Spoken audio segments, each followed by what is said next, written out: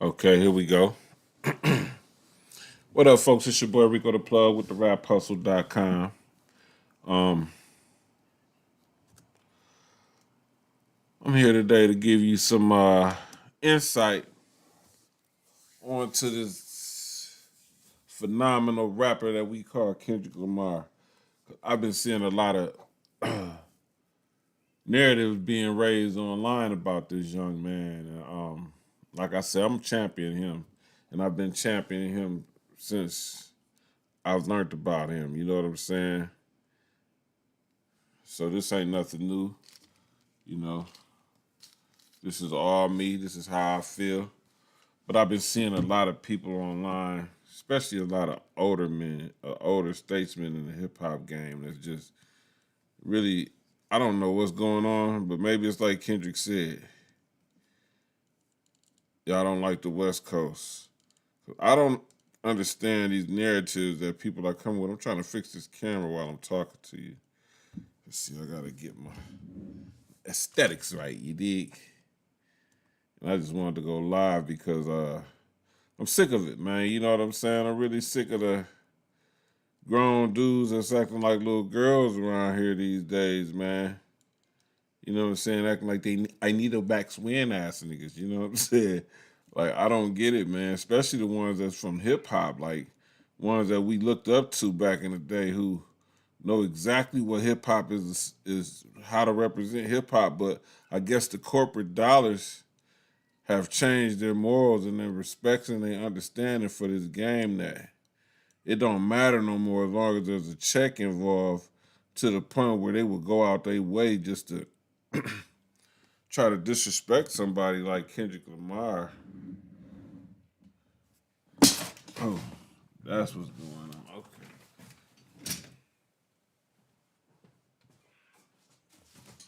Technical difficulties here. Let's see. We get my camera back right. All right. Wondering why I was looking like that. The thing was falling off the edge like a fucking widow's peak, you dig? Anyway, I'm back. And I'm probably just rambling because I'm waiting to get some people online. If you're online with me live, please let us know where you checking in from. There we go.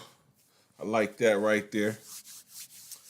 Once again, it's your boy Rico the Plug with the rapHustle.com. Today we talking about Kendrick Lamar. Yes, again. We talking about Kendrick Lamar. He just announced his new tour. And his first stop is right here in Minneapolis, Minnesota. Minnesota, stand up. You know what I'm saying? Let's give ourselves a hand for that.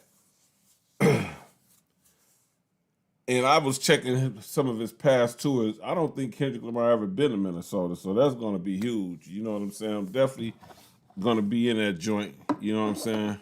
Trying to get some media passes so I can get behind the scenes and see what's going on with that. If you support me in that effort, man, leave a comment, man. Let TDE know, man. We need the rap hustle up in that joint, man. We need to get some background scenes and see what's really going on. Give y'all the first look on what to expect when he comes to your city. I got my co-host with me, man, my late night co-host. Man, you know what I'm saying? Say what's up, man. He a little shy. You gotta talk to his agent, man. You know what I'm saying? But yeah. So Kendrick Lamar, come on, stand up. You good? You gotta land on your feet, sir. You gotta land on your feet. You wanna get up here with me? So yeah, I've been hearing some foul narratives online. And I don't want to give these cats no highlight on my station no more. I see a lot of bloggers and people that do go live and do this thing. They're always recapping what somebody said. And you know what I'm saying? I'm cool on all that. I ain't doing this for clout. I'm really doing this because I really love real rap. And because Kendrick Lamar has brought real rap to the forefront, I feel it like we are ahead of our time with this thing. You know, like I said, for the last 10, 15 years, we didn't even we hip hop was unrecognizable for those who really loved the culture. You know, it was all about making a quick buck, making microwave music that people can bop to. You know, ain't nothing wrong with bopping. You know what I'm saying? But when we was growing up, we listened to a variety of different artists within this genre. So it was cool. But now we just get a bunch of ratchetness and drug use. You know what I'm saying? And I'm not saying it was cool when we was listening to the drug dealers, but I'm just saying we was motivated to do something to get out of the hood. And that was the whole purpose. Our purpose was to get, hey, this is the only way we can get money. We're going to get money to get ourselves in a better position so we can make money off this rap music. And so we can leave that alone and take our families about the hood. So that's what it was all about then. And now it's all about, I don't care about you. Hell, I don't care about myself to the point where I am willing to pop pills all day, every day and drink syrup and kill myself. I mean, I started noticing that young cats was having heart attacks at 20, 30 years old. You know what I'm saying? You got to keep that down, sir. You got to keep that down. You want to go in there with mama? Okay, well, check it out. Yeah, so look, I started noticing that they was having heart attacks and stuff at 20, 30 years old. And I was like, I don't remember a time when it used to be like that, but that's from the drug use and the lean and all that. And thanks to Lil Wayne and Cash Money, we have an epidemic of young men who don't care nothing about themselves and they're too sensitive to understand anything that's real. Go in there with mama. They're too sensitive to understand anything that's real when it comes to really being real men. You know what I'm saying? Okay, it's cool you got money and all, but no money, you can have a lot of money and no respect. Which you can see right now, y'all don't have no respect. There's no respect in the game for the lames. I don't care how rich you get. Like Kendrick Lamar said, did you think the money and fame would make the lame go away? No, you just a lame with money. And the way you carry yourself within this culture explains to us exactly who you are. Not what we see when you shooting a video, when you manufacturing yourself to be something that you're not. Nah, that ain't what matters. What matters is how you moving behind the scenes. How do people receive you when they are out with you? You know what I'm saying? And when it comes to Kendrick Lamar, he's always been himself. Excuse me. The weather changed. We're going through some things up here in Minnesota. It's cold. You know what I'm saying? We're one of the coldest states. And I say that with a lot of emphasis on the coldest. You know what I'm saying? But what you back? What you want now? You want some juice, mama, or shoes? Okay. But yeah, so Kendrick Lamar has always carried himself in a way that represented himself in a good light and also represented hip-hop in a good light. You know what I'm saying?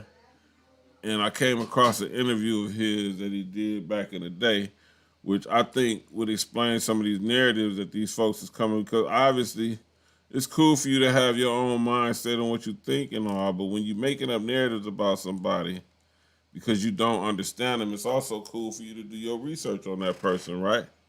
So what am I talking about? Seeing a couple of people saying some things that's out of line about Kendrick. You know what I'm saying? One being the OG, Lord Jamar. Shout out to Lord Jamar. If you don't know who he is, man, you know what I'm saying? He comes from a prestigious background of real hip hop. You know what I'm saying? Tribe Called Quest and all that, man. Jungle Brothers, do your research, man. This is a good time for the youngsters to do the research, man, and really find out where this hip hop thing came from, especially if they're in a space of not understanding and not understanding, like, why do everybody champion Kendrick Lamar? Well, here's a good time to do your research and find out why, and not just comment silly shit under people's posts because you don't understand. We'll get some understanding.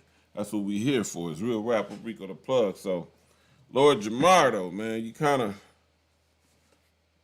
I get it, maybe because you don't know Kendrick, like I said. He said some things about Kendrick Lamar being a nerd rapper, now trying to play gangbanger. And I can't find a verse where Kendrick Lamar said that he was a gangbanger. I can't find a verse or a word from nobody in the hood where they said he was a nerd.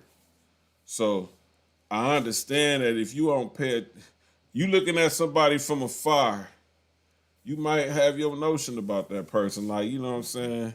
That's what you call prejudging. That's where prejudice come from. So you prejudge somebody, then you say some stupid stuff like, oh, he was a nerd rapper, now he wants to be a gangbanger.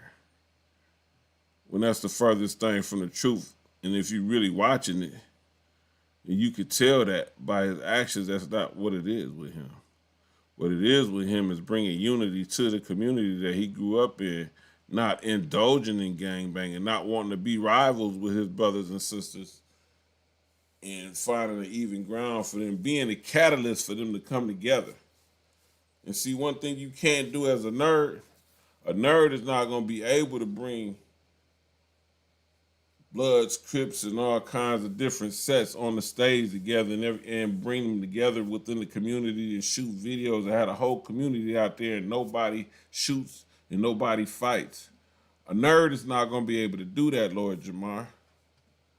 And if you are from New York City and you understand the people in New York City who had the respects in the hood that when they did something, nobody disrespected that, then you should be able to look at Kendrick and be like, there's something about this guy that the gangbangers in LA, no matter what nationality they are, no matter what color they claim, no matter what set they claim, they all put all that to the side for this little guy. For this little guy, probably the shortest guy in the crowd. Everybody puts all their differences to the side and come together in unity to celebrate this guy. That don't say nerd. No nerd gets that. Not in no hoods like those. I don't know what hood you from. I'm pretty sure you from them boroughs out there, so I'm pretty sure no nerds able to do nothing like that in those boroughs that you came from, Lord Jamar. So I don't understand why you would even say that.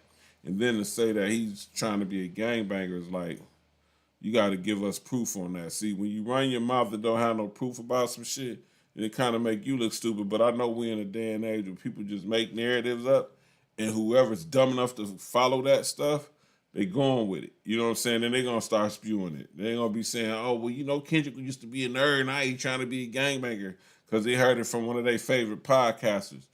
You know what I'm saying?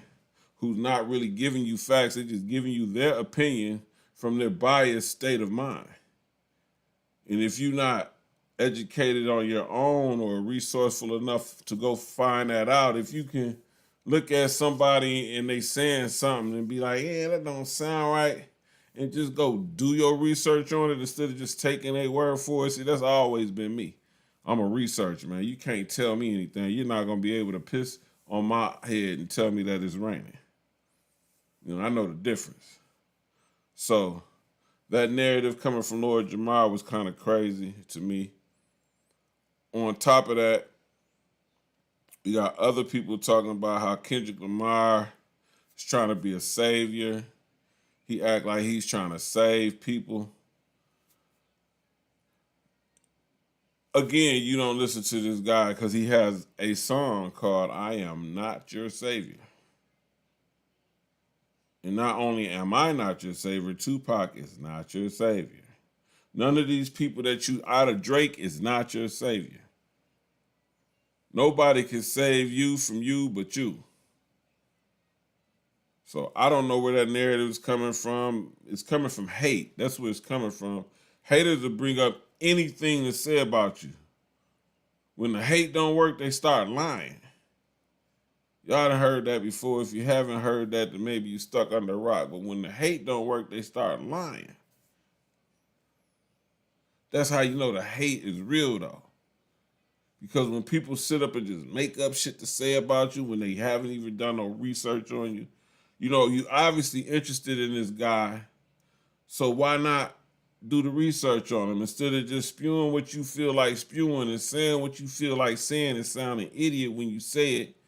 Why not do the research? Okay, Some of y'all just so biased that you ain't gonna do the research. You just gonna keep running with your narratives. But if you're over here at the Rap Hustle with real rapper Rico the Plug, we gonna learn you something, man. So today I want to present to y'all an interview that I came across with K-Dot probably about 12, 14 years ago or something. You know what I'm saying? And he's basically explaining who he is before we got to this point, so there could be no misunderstanding of who this guy is after you watch this. And if you really pay attention, and if you really watching this with open mind and open eyes and saying, hey, you know what? I didn't know K-Dot was that dope. Now I found out he's dope, and I feel like I really want to dig into and see what really makes this guy tick. This is a perfect interview for you. So without further ado, I'm going to get to this interview. Let me switch this over here. Think.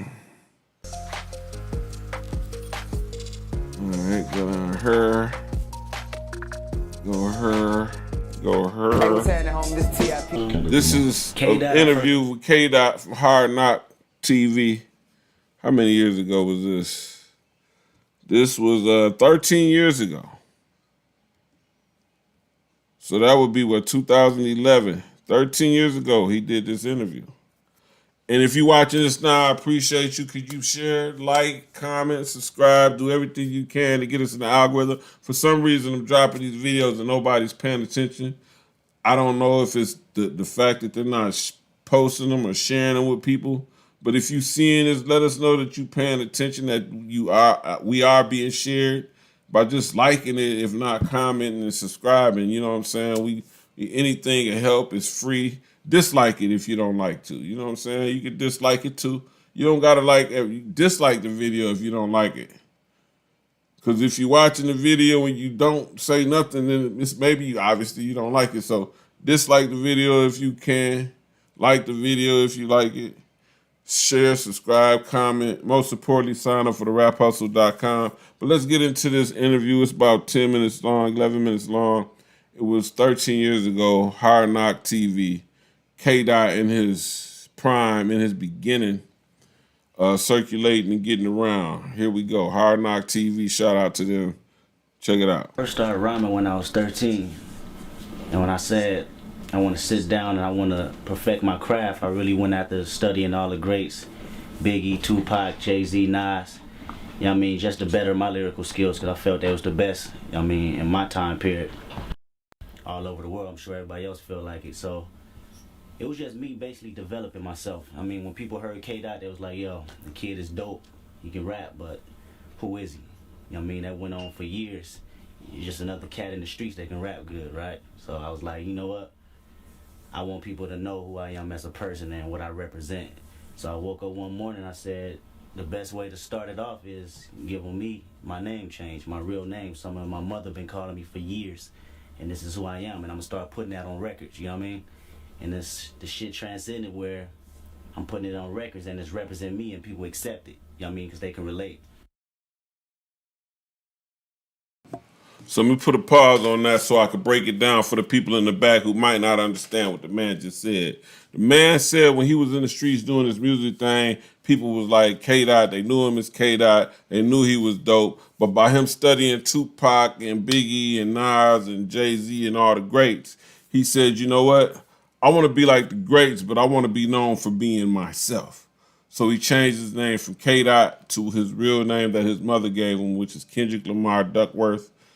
But off with the Duckworth, Kendrick Lamar. There you got. So if that's not honorable for you to understand where this man's coming from, the man said, I want to give you me. 100% me. Nothing fake. It's all me. I admire that about him. Let's keep it moving. And that was just the mind state. I felt like, what is an artist, you know what I mean, if you don't know who they are? The biggest people you felt like you can relate to their story, like the Tupac, Biggie, you know what I mean, Nas, Jay, you know what I mean? So I just basically want to pattern myself after that and step up to the next level and mature, you know? Step up to the next level and mature. take it further. I want to take it further. And I want the world to know who did it. Me, Kendrick Lamar. Not K. Dot, Kendrick Lamar. The name that his mama gave him. Honorable. Let's keep it moving.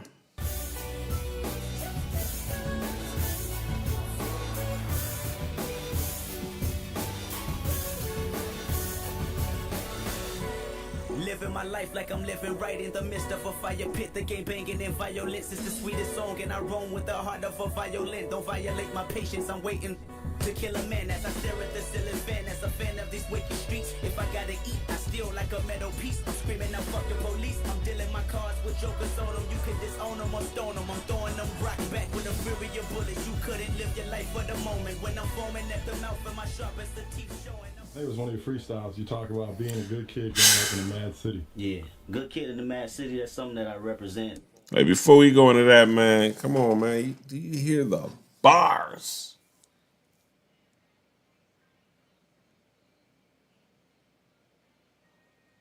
That's what real rap is about, them bars, man. Anybody can formulate words and say some words that rhyme, man, and make it sound good when they singing it. But when you put them bars up, that make people be like, oh my God. The man said you could throw them stones his way, but he's throwing them motherfuckers back with the fury of bullets.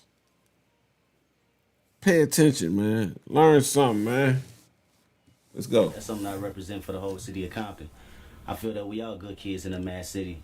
You know what I mean? It's just the circumstance that's around us turns us into the evils that the world, puts upon the adolescents that's growing up in the city, whether it's gang violence, of course, whether it's police brutality, whether it's drugs, whether it's women. You know what I mean? It all stems from being a kid, and it's just the shit you exposed to. You know what I mean? I was exposed to it too, but I was fortunate enough to have a active pops in my life. You know what I mean? To show me the stepping stones and show me what's right and wrong. You know what I mean? Most of the friends I grew up with didn't have no pops. You know what I mean? If they did, they weren't active. You know, so. For all the men in the back, I want y'all to pay attention to what that man just said, man. He had an active father in his life, man. This is why we lost right now. This is why we don't recognize our little brother hip hop, man, because we weren't active in these niggas' lives, man.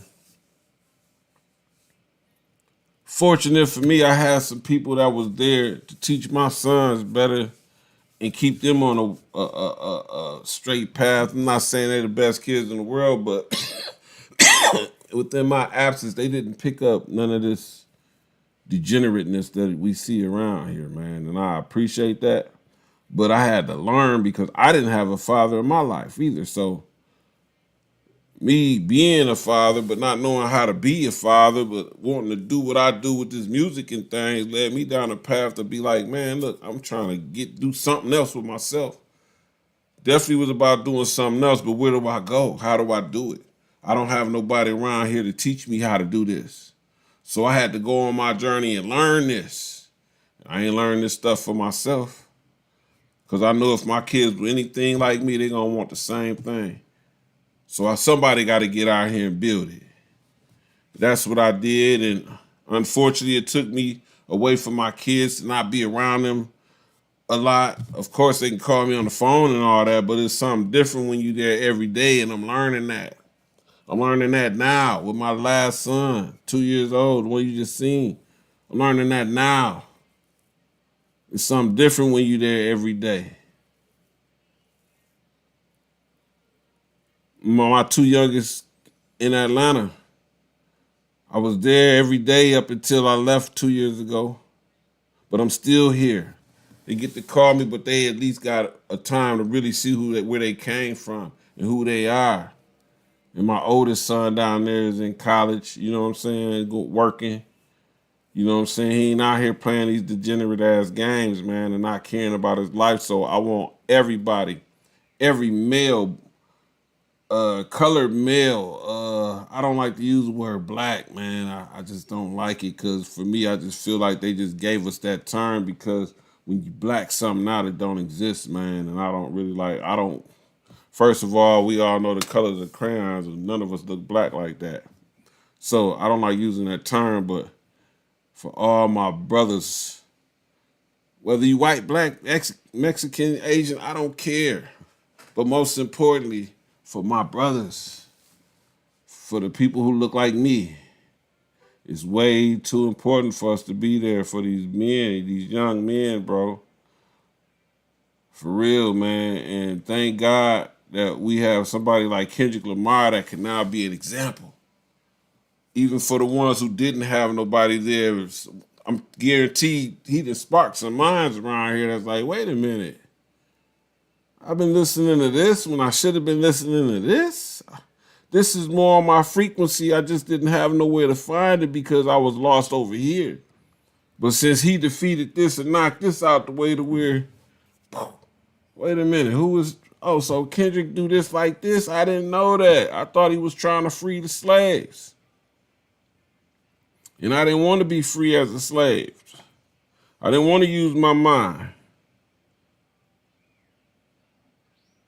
I heard academics on his screen talking about the difference between Drake's fan base and Kendrick's fan base, and he was saying Kendrick's fan base wants to hear these metaphors and all that, and that's not what hip hop wants. Hip hop wants to hear the ratchet stuff, and you know what I'm saying? The dudes killing each other and spinning the block on each other, and you know what I'm saying? And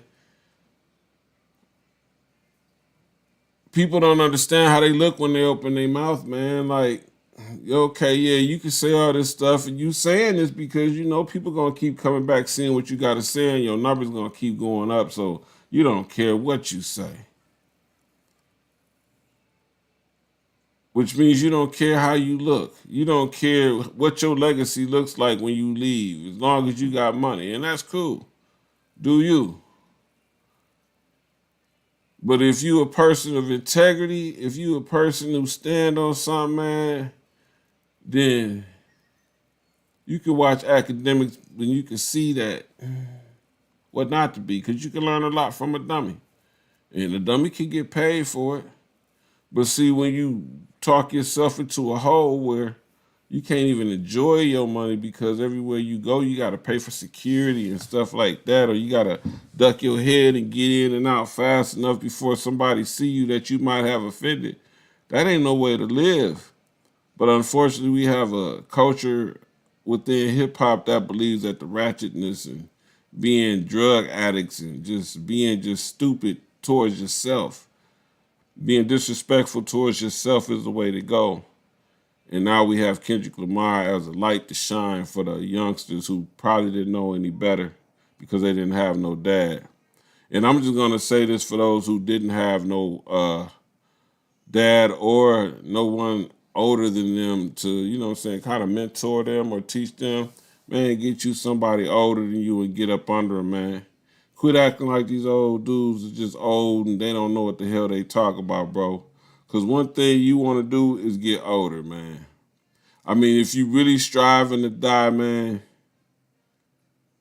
and all I can say is, man, good luck to you, man. But if you really want to stay alive and become something with your world, then, man, get you a mentor. If you don't have a father or uncle or somebody find somebody who's doing something that you would really like to do besides running around here flexing and acting like you really like that stuff, and get up under them, man, and learn from them, man, and don't take their words for granted, man. You know what I'm saying? It's only going to help you in the long run. I'm telling you, man, like, as young men in the urban jungles out here left to fend for ourselves, a lot of times people tell us stuff and we act like we don't hear them, but you know what I'm saying? When the same thing comes back to bite us, then we be like, man, such and such told me that, man. So, I mean, it'll behoove you to, take heed to a lot of things and learn from other people's mistakes, man. And this is another reason why Kendrick Lamar is a great role model for hip hop is because what he just said, man. he had a father, man. Yeah, he was in Compton around the gangbangers and the drug dealers and the prostitutes and the crackheads and all that, and he functioned around them.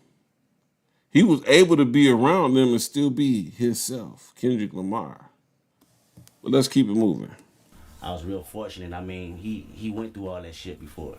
And out of respect, I transcended my lifestyle and patterned it after his. Not after his, but, you know what I mean, guiding the right way he wanted me to do, you know what I mean? So, I mean, I got into my ignorant shit, everybody did. But at the end of the day, I stayed in progress of what was right, you know what I mean? We used to beefing over turf, fuck beefing over verse. Niggas dying, motherfucker, double entendre. And this is Compton. Now, I'm going to pause it because I don't know. I don't want it to, I ain't been getting no views and stuff, man. So I don't want it to mess up my views.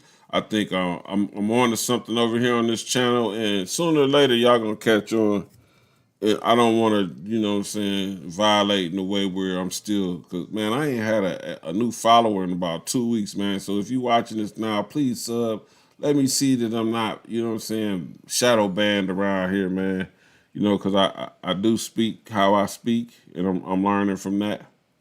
But I also Feel that I want to build this platform and get people over to the site so that we could help those independent artists like Kendrick Lamar or, just people who got great music and great skills, help build a platform where they could, we could even the playing field, man, BET or MTV might not want to interview you, but if we can interview you over here at the raphustle.com and send you through a gauntlet of independent media platforms that's here for you, independent artists, and get your name out there to where now BET and MTV and all those other places are knocking on your door because they seen you from our efforts. That's what we here for, man. So if you are an artist, model, entrepreneur, or a content creator, just somebody who loves hip-hop, sign up for the hip-hop fraternity. I mean, the hip-hop fraternity. That too. Sign up for the hiphopfraternity.com for sure, because I am a founding member of the hip-hop fraternity. But sign up for the raphustle.com. Create your hustler's profile page. And let's hustle together. But let's get back to this interview, man.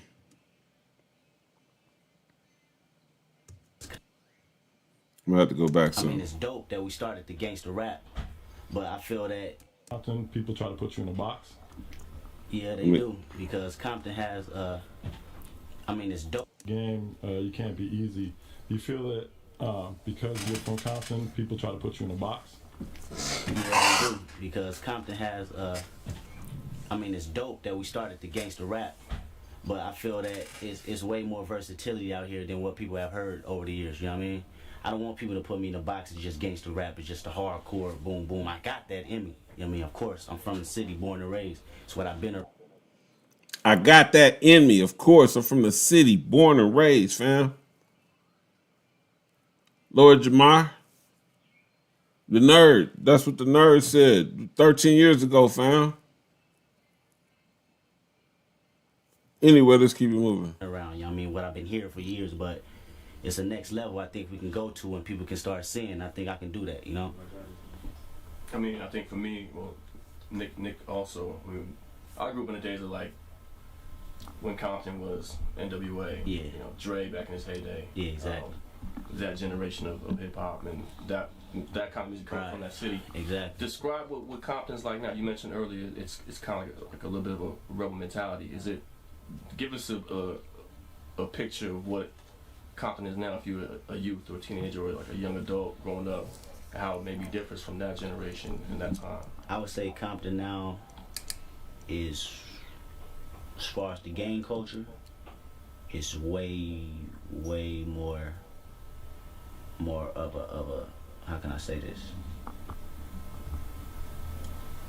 I wouldn't say trend.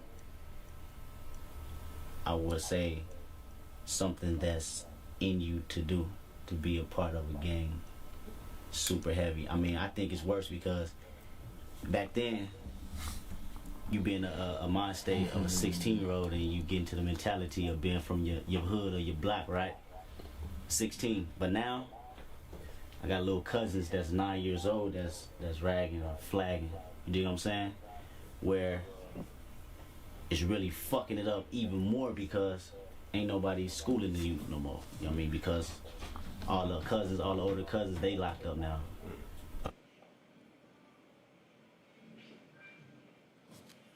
If you ain't paying attention to this and understanding where this man's mind state is at then, and then understand where we at now, because see, in order to know where you're going, you got to know where you came from, man. And I'm telling you which way hip-hop is going, man. And if you an artist out here and you believe that you can still make that bubblegum music and make it, good luck to you, fam. They ain't even signing y'all no more. We at a time now where we got to bring this thing and put it right back in our hand and find our own way to make money of it. And if that's what you want to do, get signed to them, then they got to have a reason to respect you, man. And these folks just sat here and watched this guy here spank they golden boy. Spanking. Like, yeah, and then see what that does for their marketing. The Drake is, for years he was popped up as #1, but then you got Kendrick that just can't, and showed him he ain't like us. So basically he showed them execs like they don't know what's going on over here, man. They brainwashing ignorant folks. You don't got to brainwash the ignorant folks to do some ignorant stuff. He gonna do that anyway. And that's why these folks is getting signed, man. You got Sexy Red out here with a line of lip gloss, man, with crazy names, bro. And she trying to sell it to our teenage girls, man. Because who wears lip gloss? Teenage girls. Then you got Drake out here talking about he got a tour starting Super Bowl Sunday, man. And it's called I Need a Max Win, whatever the hell. And it's the image of a little girl, which is supposed to be his alter ego. 40-year-old man with an alter ego, that's a little girl. Just to sell these youth down the pipeline of gambling, because that's what it, that's where he came up with the name Anita Max Win. He got a lot of business dealings with gambling, casino, online, and all that. Yeah, so we already know what his thing is. Who are you pushing that towards, though, man? You definitely ain't looking for no grown men to come to no tour with a little girl as the representative of the tour, bro. Like, and if you know any grown men who willing to go to that, man, you know what I'm saying, they might want to check they, genitals and see really what they identify with. A little girl, Anita Max Win.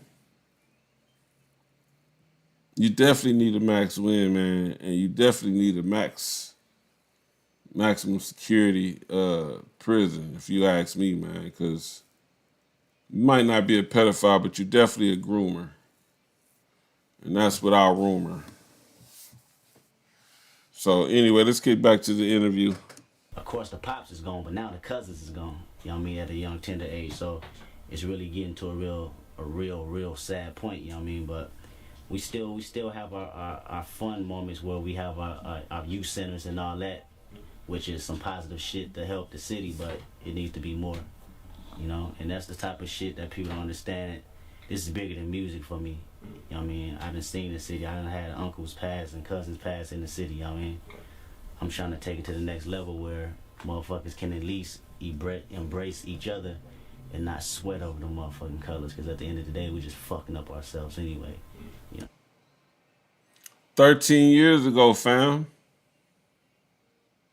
the nerd had the vision. This was 13 years ago, so I'm sure the vision came way before this interview. But we can document 13 years ago this man saying that his vision is to make this thing better and bring it back to the point where we embrace each other and not trip over colors. And then we just see this dude do a pop-up concert in Los Angeles and have every set come together on stage, no problem. Ken, we there. Just shoot the video. Everybody's there, man. And now he's galvanizing the world to where people, this tour that he's about to go on, man, This is the pop-up for those cities. Him and SZA. See, people like to pit Kendrick Lamar and Drake up against each other, but it's really not a fair thing because, first of all, Kendrick is a 100% rapper, my nigga. Drake is a pop artist, right? So, okay, with a pop artist, you're going to get little teeny bopper girls who don't understand life that likes the cute dude that can sing. That just is what it is. But I tell you one person who Drake won't go up against in his pop life, SZA.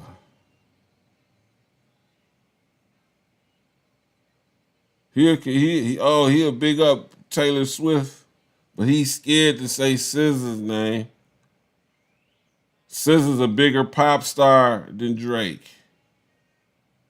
Kendrick's a bigger rapper than Drake. You put them two together on a tour, boy, they about to have the biggest tour. And Drake know that. Them folks are sweating right now, man. I seen Birdman posted something talking about it's real disrespectful that they going to Toronto. Like, bro, how is that disrespectful? It's business. What are you talking about? Is somebody gonna be able to stop you from going where you want to go to get your money, Birdman? I ask you. And you gonna go to anybody who got a problem with you gonna go to their city. You don't care, right? So how is it disrespectful if the next person take that same approach, bro?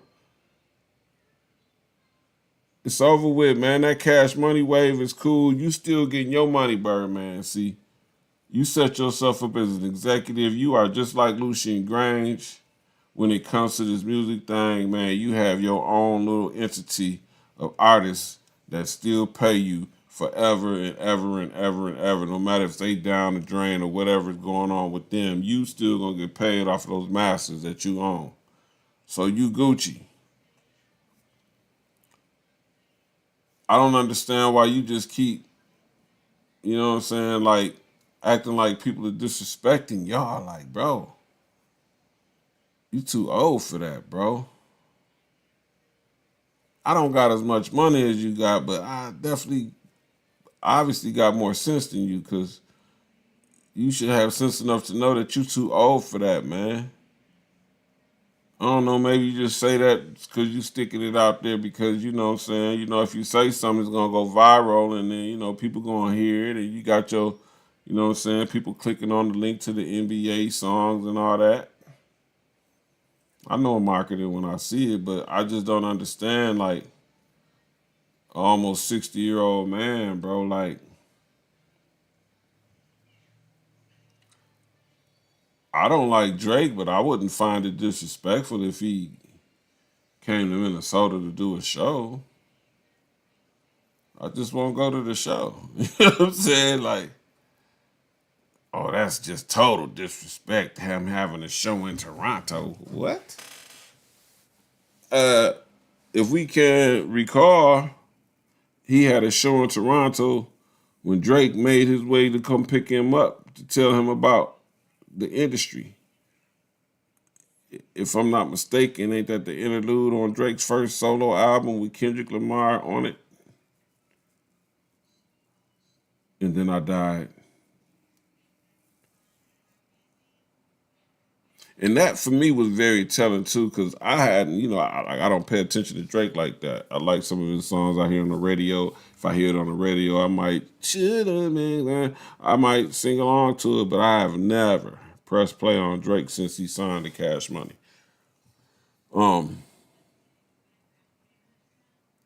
But I think a lot of y'all are missing, and I'm gonna tell you just my theory on why this beef was brewing over the years, right? My belief is that, okay, on that interlude to Drake's album, Drake's first solo album, the first song, the first voice you hear is Kendrick Lamar. Now, I had no idea that it was just Kendrick Lamar by himself until I heard it after the beef. And it sprung a thought in my mind that said, I believe Drake has always wanted to be a rapper like Kendrick Lamar and knew that he wasn't a rapper like Kendrick Lamar. And even having him on that tour, he understood that he was not even able to do what Kendrick Lamar does when it comes to rapping.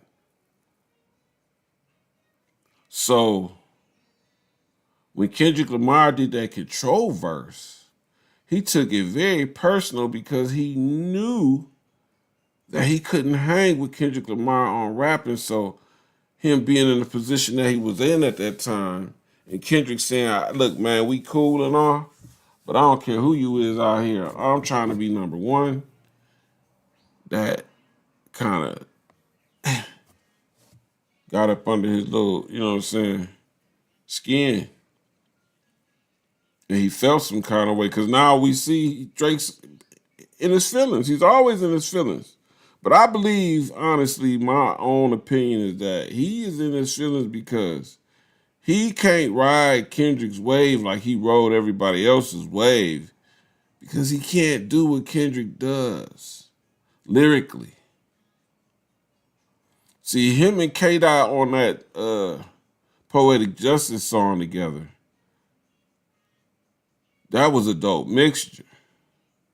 That was right up Drake's alley.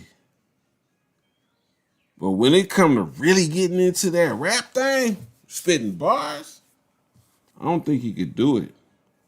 And I think he's been jealous of that. And I think when Kendrick Lamar called everybody out, he took it personal because he knew he was number one at the time, I guess, in his mind. And Kendrick saying that he really wanted to go, but he know I can't because I can't rock with that dude like that. So I'm going to be offensive. And then when I seen him, it was nothing like that. You know, trying to make it seem like the dude was like scared of him or something when he seen him. When the man told you on the song, you know, we cool and all, but shit, when it comes to this rap thing, I'm trying to take all y'all heads off. And he wasn't just talking to you. He was talking to Big Sean and everybody else at the time. But you was the only one who felt really offended by it. That you literally went to a ESPN sports show, did an interview, but you was talking about Kendrick Lamar the whole time. Then you flexed your power to make sure that that interview didn't come out, but you didn't know that the guy that you was talking to had ties to Kendrick Lamar. And that the word got back to the camp that you really don't like Kendrick Lamar. I believe when y'all was on tour, from what I'm seeing from Kendrick Lamar, what I know about Kendrick Lamar, I believe when y'all was on tour, after the show, when you was running around trying to, you know, get at the little girls and stuff, you know, because you remind me of the type of person who didn't really get girls when you was, you know what I'm saying, coming up, but now you're a star, now you a rap star, you can get all the girls you want, you know, because you can sing to them, you know, that's always the thing until they find out you lame. But when you was running around doing all that, K-Dot would like go back to his room and chill out. You know what I'm saying? He wasn't hanging around y'all. So I believe that you and your boys was trying to make it look like, oh, he the lame one because he don't want to run around and screw all these girls like we doing. I mean, that's just my belief. My opinion from watching you, watching him, and watching how this turned out to the point where we had a lawsuit, I believe that you knew all this time that you can't rock with Kendrick.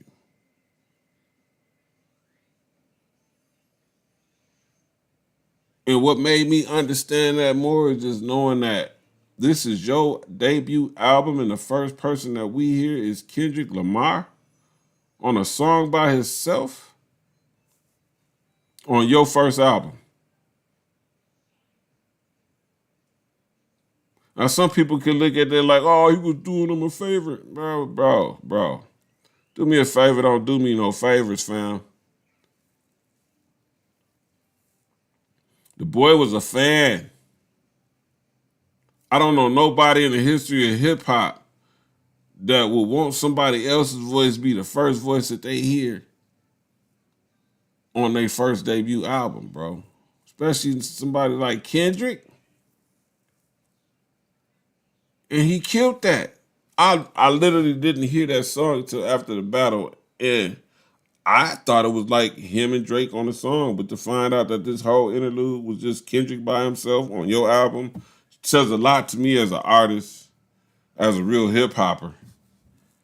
You really look up to this guy. You really want to be this guy. That you said, man, you know what's gonna be so dope? My first album opened up by Kendrick Lamar. And when he dropped that control verse, you got in your feelings, you know, I thought we were friends, like you do now. Anytime somebody say something about you, or I'm unfriending you, I'm unfollowing you. Look, I unfollowed them. Who cares, bro? It's not grown man activity, man. We can see this from this interview 13 years ago. This man has always been on grown man activity, man. Never been a nerd, man. Always been an understanding and in control of where he want to go with his music and stuff, bro. And his movement. But let's keep it moving. You know what I mean? It's too much motherfucking pain. I don't went through too much motherfucking pain losing people to even keep glorifying that shit. You know what I mean? I mean, that element is always in me, but at the end of the day, we all know it ain't right. Do you think that with the music that you make and some other artists that it's a lot easier to kind of open up and express yourself in terms of like talking about the pain or like talking about things that back in the day it was all about glorifying certain things or right. like having that mentality of like, you know, like you're invincible. Right. It seems nowadays younger artists kind of feel more able to talk about some real shit that everyone experiences and like the actual feelings, which is kind of like a, you know, in hip hop for so long it was kind of like faux pas. Right. So do you think that's a little bit more of a lane that artists have nowadays, an option when it comes to their music and creating their music? Yeah, it is. It is an option, but we all got to go back to when Tupac was doing it. You know what I mean? That's who really started this shit, and we lost that shit. When he passed, everything got jiggy.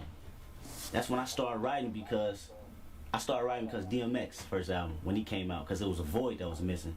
I need to hear some real shit that motherfuckers that I can relate to, that we've been around our whole lives. You know what I mean? So I think it just got back to that element of the game where people want to hear the real stuff they can relate to, you know what I mean? So it's definitely a must. I wouldn't mind hearing, not everybody can do it, but the few that... Not everybody can do it. That's real rap. Not everybody can do it. Anybody can rhyme some words, bro. Not everybody can paint a picture with those words in an artistic way that people can groove to it and learn from it and relate to it. that can keep pushing that shit out, you know what I mean? So it's love. One of my favorite tracks is HOC. I've actually never smoked weed before in my life, so and I've been in the industry for 10 years, so I've definitely been in many of the studios and interviews. And I smoked weed a few times, but I never really got the high that everybody always talked about. I always thought something was wrong with me, you know what I mean? Like, I'm tripping, like, fuck, why am I not high, you know what I mean? But, shit. Nah, Doc, you was being real because in all actuality, man, ain't nothing to it, bro. It'd be a bunch of capping going on, man. Like, I ain't gonna lie to you, man. Like, the weed culture is so boof that it don't even make sense. Like, people be faking like they got the best weed in the world or like they got the smoking the best. Like, bro, like, the stuff they call mid give me a little bit more of a boost than the stuff that they call Za, man. Like, just because it looked pretty. And here's another thing about that, man. Like, even just like hip hop, the weed ain't the same no more. You know what I'm saying? Like, nothing's the same anymore, man. But it's all about evolution, so I'm not the type of person that sit around complaining about what's not the same no more. That ain't my reason for saying that. My reason for saying it is because you got a lot of capping going on, man. You know what I'm saying? Like, these cats with these moissanite diamonds and acting like they spend thousands of dollars, and if they did, bro, you might want to take the receipt and take that stuff back, or at least get like 50% of what you paid for it back. But everything's booth, man. Nothing is real. Nothing is authentic, man. And this hip-hop game came from people being real and authentic, man, which is why we see what we see in the results of this. Like, the cats who've been growing up within the last 15 years listening to Drake, man, they've been drinking Similac and stuff too, man. They've been drinking artificial water and all this other stuff. So for them, artificial is real. Authentic looks strange to them, and it's okay. I'm just glad that we have an opportunity for these younger generation to be like, hey, okay, that don't taste like that. As a matter of fact, it tastes better than that. Hey, I want some of that. Because don't nothing get old but clothes, and then they come back in style. You feel me? Which is the reason why Kendrick just dropped this album, man. GNX, man, is an ode to the 90s, bro. Yes, the car was made in 87. That was the year that Kendrick was born, in 87, bro. Being born in 87, his hip-hop style came from the 90s, bro. The best time in hip-hop when you had a variety of different artists talking about different things. Yeah, you had your Joski Loves doing the Pee Wee Herman and all that. But you also had your NWAs, you had your Tupacs, you had your Public Enemy, you had people from all different walks of this music game, from this genre, from different areas that live different lifestyles, that we were like a melting pot of music.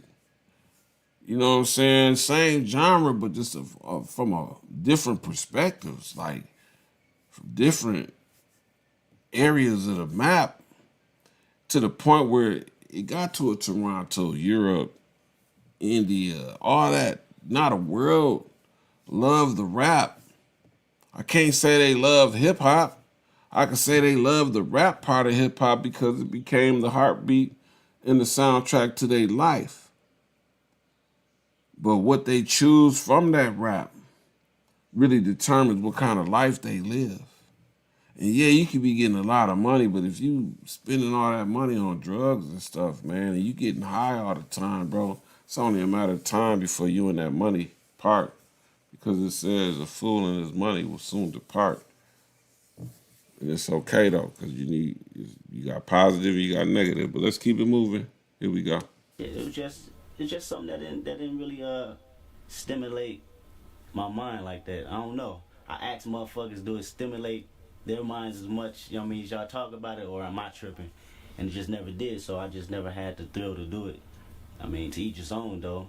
All my homies smoke weed. I'm always high off contact some type of way, so that's what the song stands for, so it's all good. I get a lot from people who do smoke. You also have that line about taking you to the next level. It's like, oh man, you're a dope editor, but if you smoke weed, you be on that other level. If you did this, you be on that other level. Do you feel like it keeps you back from reaching some kind of level? Do people tell you that? The homies tell me that all day. You know what I mean? We been friends on. Shout out to High Power. Them niggas that literally try to put blunts in my mouth and shit. Like, yo, you smoke this, you'll probably be thinking like a motherfucking alien on steroids. You're already crazy with it now, but I don't know. I don't think it would. You know, I think it's a mind thing. You know what I mean? I'll probably hit that motherfucker and probably do think I'm on some other wild crazy shit. Who knows? But I don't know. You know, because this is a gang. That's interesting to know, man. Here you have a guy that was raised around Crips, Bloods, gangsters, pimps, players, drug dealers, prostitutes, addicts. And he chose to do everything other than what everybody else was doing. And still not judge those people for doing what they was doing. Still able to function around them folks, you know what I'm saying? And still be himself. And them allow him to be himself, man. He reminds me a lot of myself, man. You know, other than trees, man, I have never tried anything else. I'm not a big drinker. I'm not a big partier. I don't really care to, you know what I'm saying, disrespect women like that. Like, do I use the word bitch in my music? Yeah, I used to. I don't really write no more. So when I do write, it's never about disrespecting women no more. You know, I mean, actually, that's what made me stop rapping is because I realized, like, okay, every time I rap, I'm talking about killing somebody or doing this and that. And, you know, just hearing somebody like Kendrick Lamar made me be like, man, you know what, bro? I would rather push the next up and coming artist like himself than to try to compete in an era that's A, not my era. You know what I'm saying?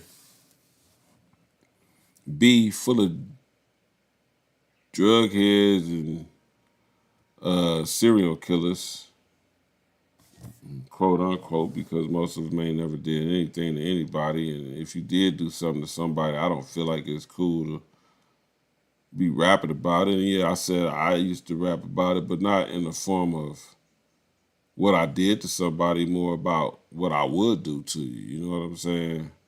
And even that I didn't find really cool to even be saying because, like, you know, FAFO, you know what I'm saying? Fuck around and find out.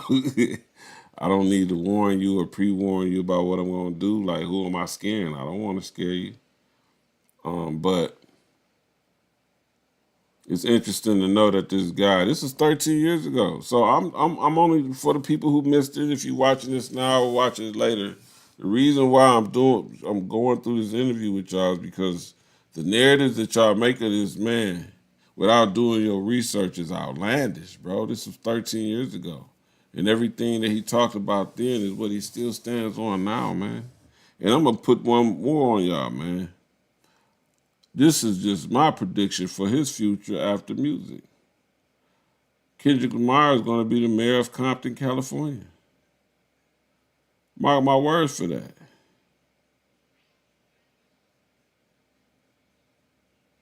Kendrick Lamar is going to run for the mayor of Compton, and he is going to win by a landslide. Probably the people who's running against him that year are probably going to concede early and be like, nah, let him be the mayor. Yeah, man, go ahead. Kendrick is yours. Because all the things that he does for his community, been doing for his community, the way that he thinks about his community, even as you can see 13 years ago,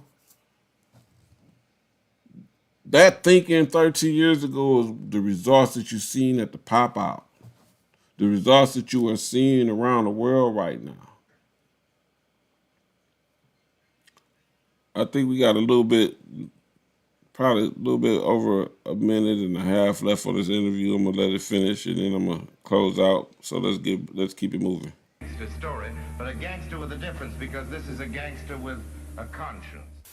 Shout out to everybody that's supporting the whole movement, you know what I mean? Top Dog Entertainment, High Powers, the crew, all the people, man. It's just good music. J. Cole, Wale, Kid Cudi, Ross, everybody that's supporting real music. I mean, I'm all for it.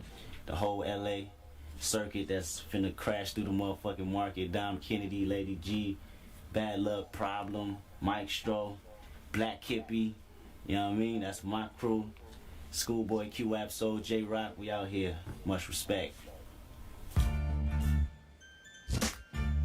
Okay, yeah, that was the end of that interview. So yeah, man, I wanted to show this interview so people would know. For the people who don't know.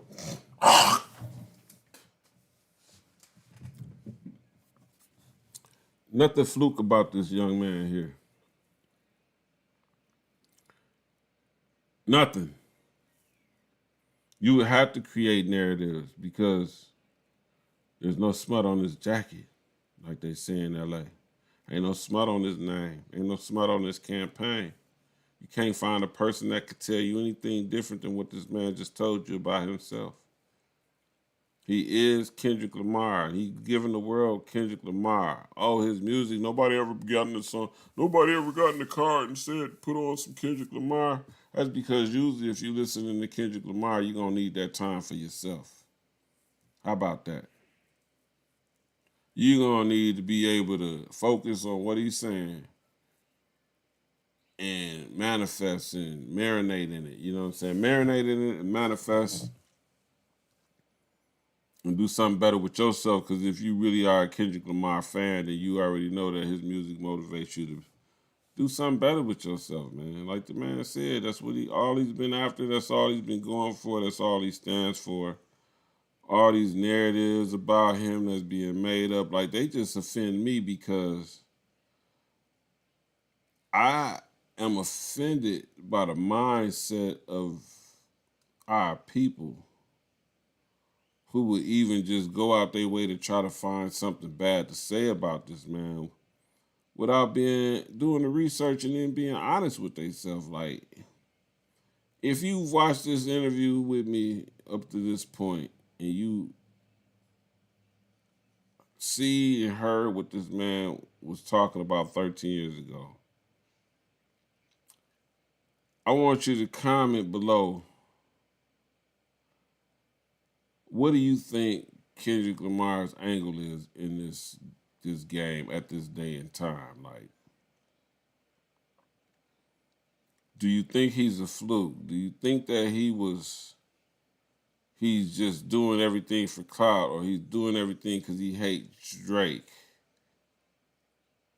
He doesn't hate Drake. Who has a reason? Nobody has a reason to hate Drake but Drake, especially at this point. Because the moves that Drake's making right now are moves that if you were street smart or just had any intellectual intelligence of how to deal with other men, you wouldn't be making these moves. Like, Lucian Grange is not from the streets.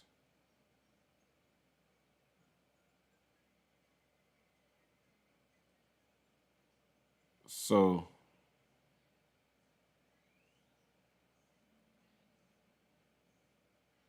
he is a businessman, but do they have ties to the streets? Of course. Just like Drake has ties to the streets. Because, see, you could pay a crash dummy any amount of money. People will turn on their own family for money. But when you look at Kendrick Lamar and the people that surround him and the community that champions him, and you go back to the battle when he said that Drake was offering Bitcoin and money to get information or to get people to try to do something to him, whichever one you want to believe. Nobody accepted it. And if they did accept it, he got nothing in return.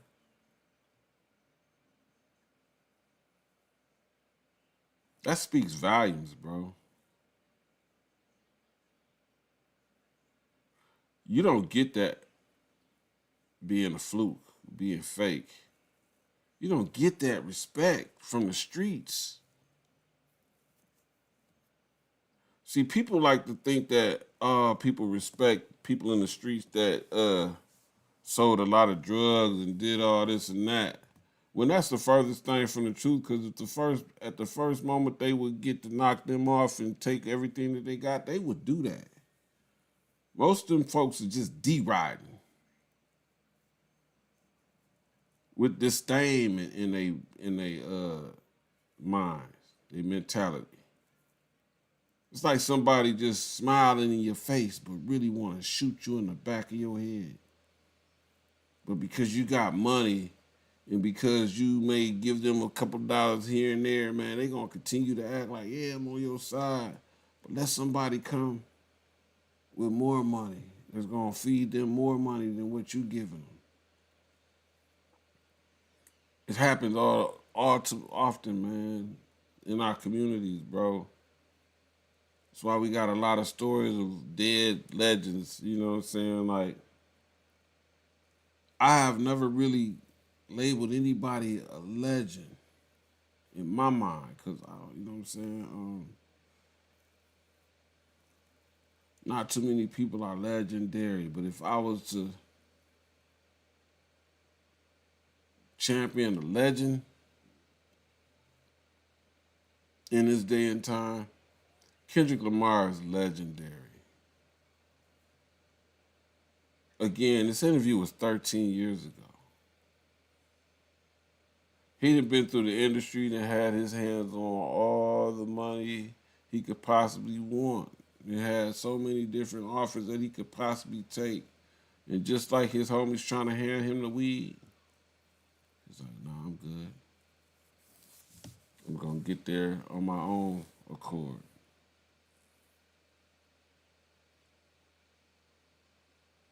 I'm going to say this, then I'm going to get up out of here. In that interlude that he did on Drake's first album,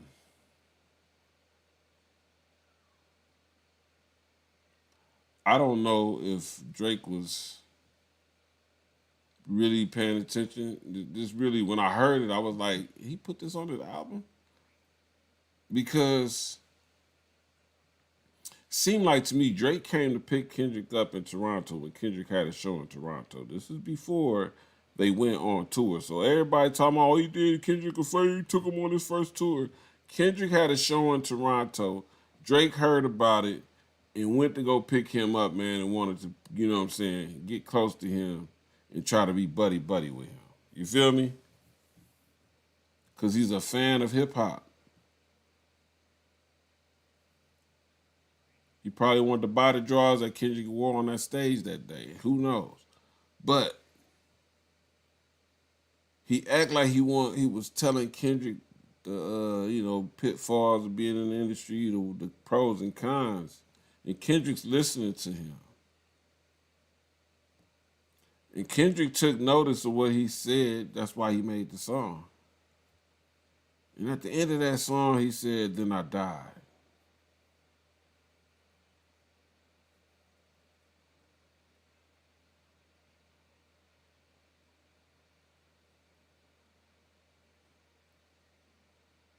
Basically, okay, I heard what he had to say.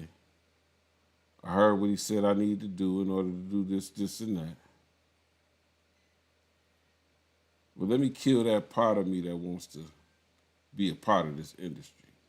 And even though I'm in this industry, I don't want to be a part of this industry. So I'm going to go a whole nother way with my creativity, which he's always been. I'm not doing anything just for radio play. I'm not doing anything just to get my numbers up. No, I'm doing everything conceptually because everything is art and everything has a goal for why I'm making this art. Good Kid, Mad City, To Pimp a Butterfly, Damn, Mr. Morale, all these albums are conceptual albums that mean something from beginning to end. If you really appreciate art, then you already know that. If you are new to Kendrick Lamar and have no idea or had no idea what he really stood for, I would recommend you go back and listen to his albums with the understanding that you might not want to get high to this. You might not want to get drunk to this. You might want to just listen. And then ask yourself, and where in this picture that he's painted was it a flaw in it? I didn't see no flaws in none of his paintings that he painted with his music. From the cover to the end of the album. It all means something. Which is the reason why he is the only recording artist that I know in history. It could be more. I don't know any other artist in history of music that has a Pulitzer Prize. A prize that's usually given to writers, people that write great speeches, people that talk elegantly. Here we have the only musician that I know with a Pulitzer Prize, and he's from hip-hop. And his name is Kendrick Lamar. And he just beat the industry's golden boy right in front of the world's eyes. The world was watching that battle, whether you liked hip-hop or not. You were in tune with that battle. In the moment that They Not Like Us came out, it's like everybody pressed play at the same time. Because everybody who's following the beef, who got notifications, who understood that, bro, I don't want to miss none of this, so I'm going to get a notification when these dudes drop. Whether you like Drake, whether you like Kendrick, whether you like them both. You was clicking a notification if you had never clicked notification on them before during that battle. And so it's like the moment They Not Like Us drop, everybody woke up to that notification and pressed play at the same time, fam. And people were posting on Facebook, Instagram, TikTok, everywhere at the same time, damn near simultaneously, about Not Like Us. Why would anybody have to spend any extra money to boost the sales of something that has already spread across the world like wildfire? From the United States to Bangladesh, everybody in the world was playing They Not Like Us the day that it came out.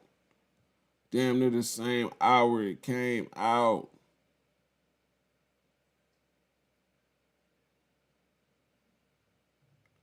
Why? Because it's that time. I was telling people during the battle, this ain't about Kendrick and Drake. They're just the characters that's playing this. This is God energy. And when God sends that energy out, all those people who are on that frequency are going to feel that energy. So now where we are at now is good versus evil. And if you are finding reasons to down or find a reason to hate or just dislike, just got so much disdain for a guy who has so much character, who cares about how he presents himself to the world and how his presentation to the world comes back to him. Even when in the midst of doing battles and warfare. If you are on the opposite end of that, then you are not like us. Us being righteous people who just want to see something better come of this thing of ours called hip-hop. On that note, my name is Rico the Plug with theraphustle.com. If you're an independent artist, model, entrepreneur, content creator, or just an avid fan of hip-hop, sign up for the hip-hop fraternity. Sign up for the hiphopfraternity.com for sure, man. 2025 is going down, man. Award show, April. Man, look, that's something else. But right now, I need y'all to sign up for the raphustle.com, create your hustler's profile page, and let's hustle together. If you need promotion, marketing, interviews, or just some consultation, some guidance, man, that's what we're here for. Most importantly, we can't do this without you. This is an organic grassroots movement. There are no bots. I could have been using bots. I know about all that. Been doing this stuff for almost 20 years now. I had a platform called iPlug Network TV in Atlanta, and the first artist that was on that platform, when I made it, the only video that was on there was Kendrick Lamar. 2-3.